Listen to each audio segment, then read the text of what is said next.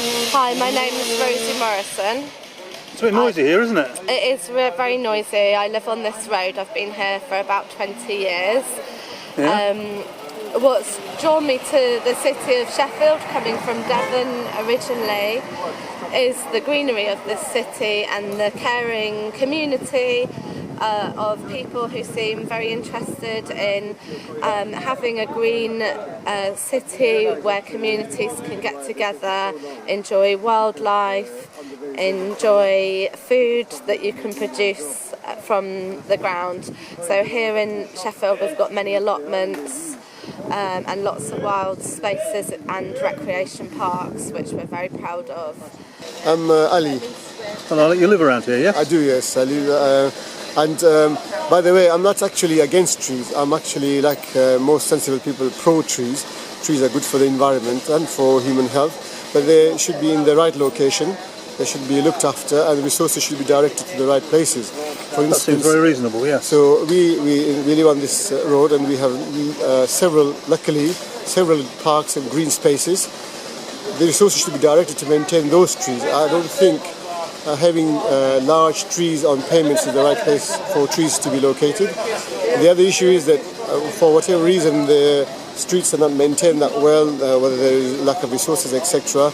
And whatever process the council has gone through, they are here to obviously fell these trees, and I think they should be we should let them get on with their job. I know some environmentalists or tree protectionists will maintain that we're not paying for the cost of stopping them, but eventually we would, because these companies will factor in these costs when they bid for these work to be carried out on behalf of the council, so the council taxpayer would end up paying for it. And so I think we should let them get on with their job, particularly when the majority of the residents are here. We have very close-knit community, and majority are actually in favour of actually having these large trees off the pavement. I'm very upset about the trees being cut down on this road. I've lived on this road for nearly 20 years, and the trees on this road provide a green corridor linking up the woods that we have and the parks that we have on either side of this road. And not only that, it's very clear the amount of wildlife that uses these trees, that feed off these trees. These are sycamore trees, which are not native to the UK, but they do provide a habitat for lots of different species, especially greenfly, which although humans don't like them very much, a lot of other birds and animals do.